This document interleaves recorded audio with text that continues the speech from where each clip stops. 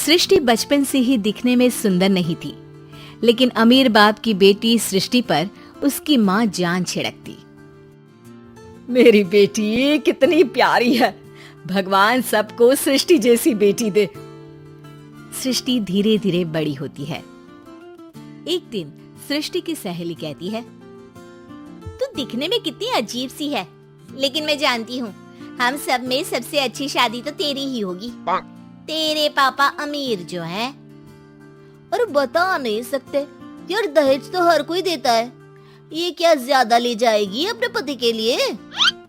अरे बड़े शहर में कोठी है इसके पापा की।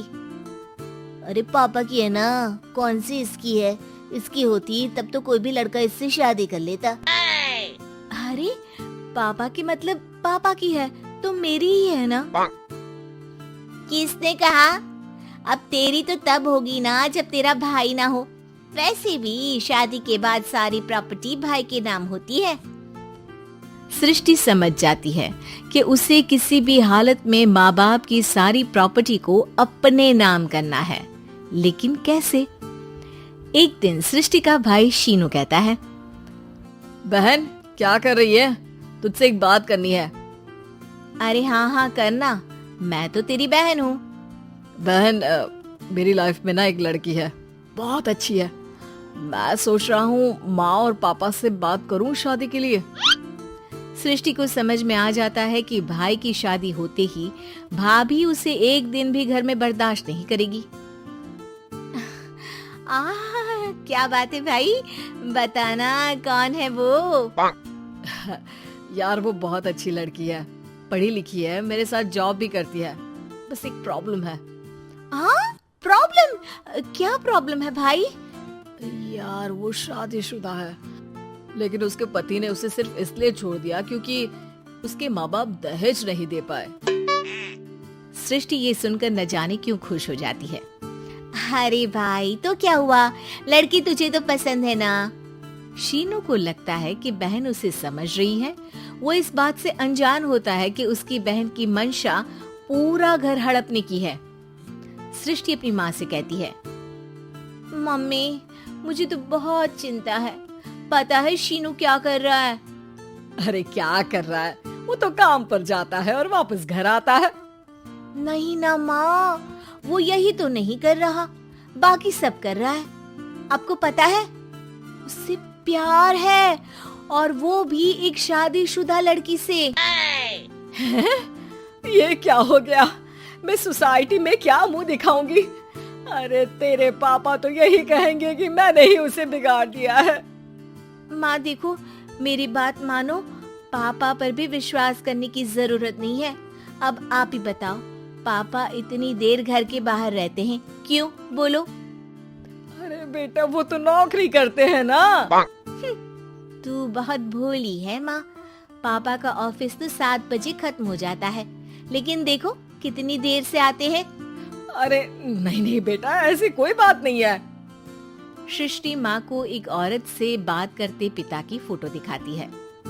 देखो माँ, कैसे हैं पापा? मैं ना कहती थी कि पापा सही नहीं है। मैं तेरे पापा से बात करूंगी, दे फोटो मुझे। ओ माँ, वो तो डिलीट हो गई। लेकिन चल, तूने तो देख लिया ना। पापा से बाद में बात कर लेना, और हाँ, मेरा नाम बिल्कुल मत लेना। हाँ माँ। अब क्या था, सृष्टि के माँ और पिता के बीच झगड़ा होना शुरू हो जाता है। सृष्टि के मन में क्या चल रहा था कोई नहीं जानता था। एक दिन, माँ सृष्टि के लिए एक लड़का देखा है, वो लोग शाम को उसे देखने आने वाले हैं। और हाँ माँ, एक खुशखबरी, मैं और पापा मिलकर एक नया बिजनेस ट्राई कर रहे हैं। शाम को लड़का आता है, सांवले रंग का। सृष्टि को तो बिल्कुल भी पसंद नहीं आता। लड़की की माँ कहती है, लड़की का चेहरा तो कोई खास नहीं, लेकिन अगर मेरे बेटे को आप लोग सेटल कर दें तो मैं उसकी शादी आपकी बेटी से करवा दूं। सृष्टि को लड़का बिल्कुल पसंद नहीं था। उसे भाई पर गुस्सा आ जाता है। लड़के वालों के जाने के बाद कहती है, माँ देखा, शीनू मेरे लिए कैसा लड़का लेकर आया, न दिखाने लायक न सुनने लायक, सेटल भी नहीं, वो भी हम करे। अरे माँ, मैं जानती हूँ ये मेरी शादी किसी भी घर में क्यों करवाना चाहता है। अरे कैसी बात कर रही है बहन, तूने तो देखा ना, लड़के को मैंने ही मना कर दिया तुझसे शादी के लिए। जिसने लड़का बताया था उसने उसकी बहुत तारीफ की थी। बात आई गई हो जाती है, लेकिन सृष्टि का मन शांत नहीं होता। क्या करूँ, कुछ समझ में नहीं आ रहा। मेरी शादी हो गई तो ये लोग पूरी प्रॉपर्टी शीनू के नाम कर देंगे, मेरे हाथ तो कुछ लगेगा ही नहीं। तभी सृष्टि को आइडिया आता है। वो किसी वकील को फोन करती है। जी देखिए, अगर आपके मम्मी पापा का तलाक हो जाता है तो आपके पिता की आधी प्रॉपर्टी आपकी माँ के नाम हो जाएगी, फिर उसे वो किसी को भी दे सकती है। सृष्टि अब माँ को बेटे के खिलाफ भरती है। माँ, शीनू पर नजर रखा करो, वो जिस लड़की के प्यार में है ना, वो शादीशुदा है। यहाँ आएगी, सारा पैसा, रुपया, जमीन, जायदाद सब हड़प लेगी। पापा का भी हाल तुमसे छुपा नहीं है। ऐसा ना हो कि मैं और आप एक दिन सड़क पर भीख मांगे। हे भगवान, मैं तो जीते जी मर जाऊंगी अगर ऐसा हो गया तो। ऐसा हो गया नहीं माँ, ऐसा ही होगा। अभी समय है, आगे का सोच लो। मैं तो कहती हूँ पापा से आधी प्रॉपर्टी लेकर अलग हो जाओ। पापा की आधी प्रॉपर्टी भी हम लोगों को अगर मिल जाती है ना, तो अगले 7 जन्म सफल समझो। बेचारी माँ बेटी के कहने पर पति से तलाक लेकर अलग हो जाती है। सृष्टि अब पैसों से गाड़ी और अपने दूसरे महंगे शौक पूरे करने लगी। उसके दोस्त भी उसके पैसे इस्तेमाल करते। सृष्टि, कल तुम कहाँ थी?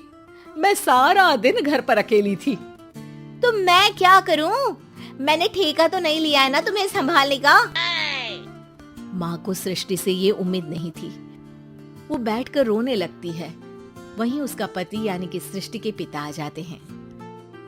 मैं जानता था कि तुम्हारा यही हाल होगा, तो आपने मुझे रोका क्यों नहीं? मैं रोकता तो तुम रुकती क्या? सृष्टि के कहने पर तुमने मुझ पर अपने बेटे पर शक किया, लेकिन तुम ये भूल गई कि कैसे हम दोनों ने मिलकर जीवन में इतना सब खड़ा किया। माँ पति के गले लग जाती है।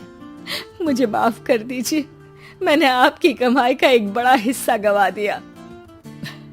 कोई बात नहीं, तुम साथ हो तो मैं ऐसी 7 प्रॉपर्टी खड़ी कर दूंगा। तभी वहाँ सृष्टि आ जाती है रोते हुए।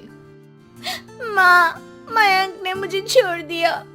वो बोल रहा था जब तक मेरे पास पैसे थे तब तक ही वो मेरे साथ था। पापा, माँ, मुझे माफ कर दीजिए।